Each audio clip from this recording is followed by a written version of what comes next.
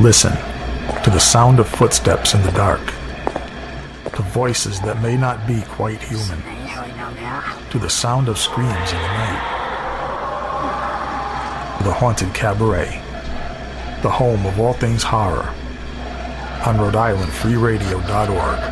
with your host, George Garner. The Haunted Cabaret starts now.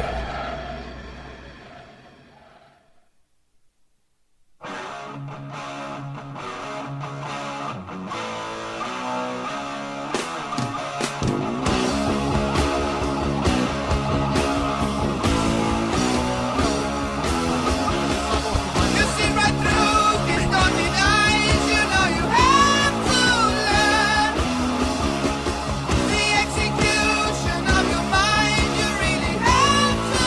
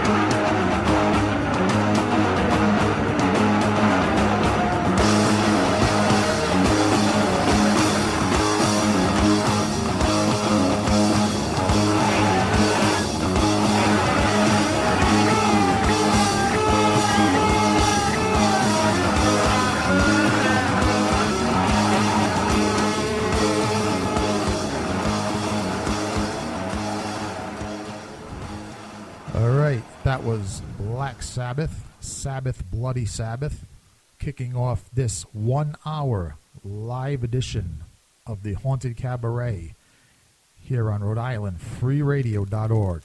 I'm your host, George Garner. Across the table, as usual, my co-host, Chuckles the Evil Clown. Oh, that sounded horrible. It did. That sounded like an asthmatic, I don't know. What was that supposed to be? It sounded like a horn I bought from Job Lot. That Exactly. Some things sound like exactly what they are. I can tell you that. Yeah. And speaking of sounding like things, while we were listening to that Sabbath song, our producer pointed out, so I'll pass this along. If you should hear the song Sabbath Bloody Sabbath being keyed up either in a karaoke bar or being played by a cover band, no matter where you hear the first notes of that song, if anyone other than Black Sabbath, fronted by Ozzy, is playing that song, run the other way. That is one of the most prone to butchering songs in the history of heavy metal. Well, in the history of rock music, actually.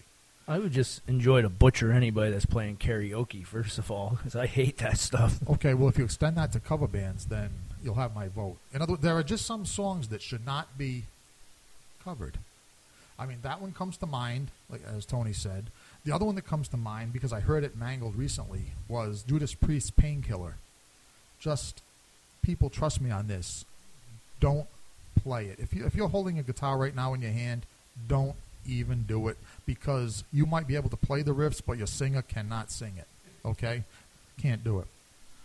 Another thing, well, actually, since I've started off on a complaining note here, let me just go right into the subject of tonight's show, which is dinosaurs. Now, you say to yourself, how can even Mr. Garner complain about creatures that have been dead for 60 million years? No, I'm not complaining about the dinosaurs per se. I love dinosaurs. Ever since I was 5 years old, it was actually a little book about dinosaurs that my dad got me when I was sick at home with the flu that sent me on my lifelong love of horror, science fiction, comics, and all things imaginative. It is in defense of dinosaurs that I'm going to complain, specifically against National Geographic magazine. Now, Chuckles, before the show, we were getting ready to go, he anticipated my complaint. National Geographic magazine, let me just make clear, up until this issue, I have never had a problem with. I mean, this is the magazine that gave us, pictures of, naked African women, Yeah, in the libraries of your middle school. Thank you, Chuckles. In the library, in our schools. I mean, you needed an ID to buy Playboy back in the day. Some old timers will remember. But, I don't know, what was it, since maybe 1930, for a long time, National Geographic has been providing the nudity for generations of American youth, and we appreciate it. Yeah, thank you.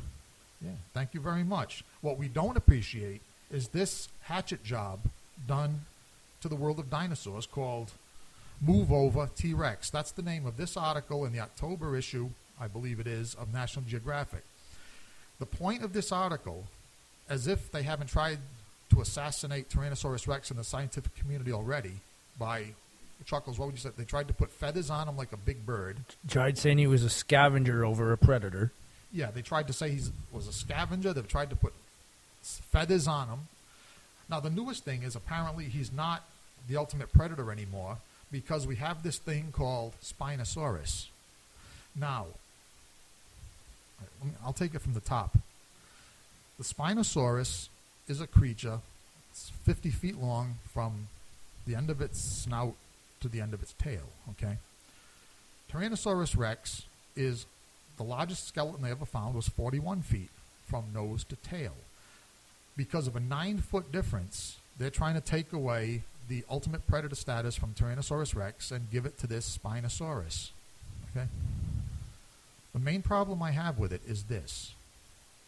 If you can take points away from Tyrannosaurus for being an occasional scavenger, and what, lions, tigers, what beast of prey won't eat a nice smelly hunk of rotting flesh on the ground rather than chase around live prey when they have the chance, right? Nobody. So he shouldn't be faulted for that in the first place. But he's being compared now to a creature that was 9 feet longer that eats fish.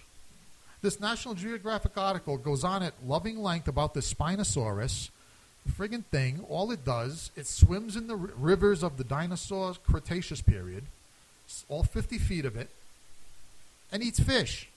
It catches fish. While Tyrannosaurus, if I remember my scientific dinosaur knowledge correctly, used to spend his afternoons fighting with Triceratops. If I'm not mistaken, and I'm not. So basically, I could just I could sum this whole argument up in one quick message to National Geographic. Schedule for these two creatures. Tyrannosaurus Rex's daily schedule. This afternoon, going to fight Triceratops. Spinosaurus, going fishing. Now, come on, who was the apex predator here? I have to give it to you there. It definitely would be T-Rex. However, the science world looks at killing fish as an ultimate predator, which it is. Even if you look at today's terms, what's the largest predator?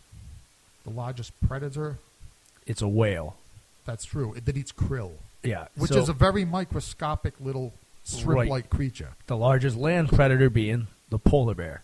But you can't compare the two size-wise because one's eating seals and people and fish, and one's eating krill and an occasional fish in the mouth, whatnot. Right. Occasionally it swallows a buoy or something like that. Right, but they give the largest predator to the actual, what they call it, the sperm whale. Because it'll hunt down and kill giant squids and other animals of the sea. Yeah, which I'll tell you, I give credit to anything that can kill a giant squid. I mean, the whale, that's fine. I'll give credit to that. But I think the point of this National Geographic article was the largest land predator of all time. And leaving out the whales, obviously, that's a category of itself. They're kind of comparing Spinosaurus to an alligator, which is, I guess they're saying that's very similar to them, because an alligator chills by the river 95% of the time. And the Spinosaurus swims in the river chasing fish. Right, and that's what an alligator would do most of the time. However, if a harmless mammal comes up, it'll snag it, which I think would probably be the same thing with the Spinosaurus. It'll eat anything that's small enough to swallow. Right. But comparing it to T-Rex, I got to agree with you there. Being on my third resurrection, I did enjoy that image of a T-Rex ripping apart a long neck or a Triceratops, or the occasional wrong when they would put a Stegosaurus in there, which that was the Jurassic, not the Cretaceous time period, morons. Right, that was the co-main event, the Allosaurus versus the Stegosaurus. Right. Yeah. Jurassic Park, biggest fraud movie. Oh, Jurassic! Don't get me started on Jurassic Park, because you know what? Steven Spielberg started all this, and Tony's glaring at me. Remember the FCC?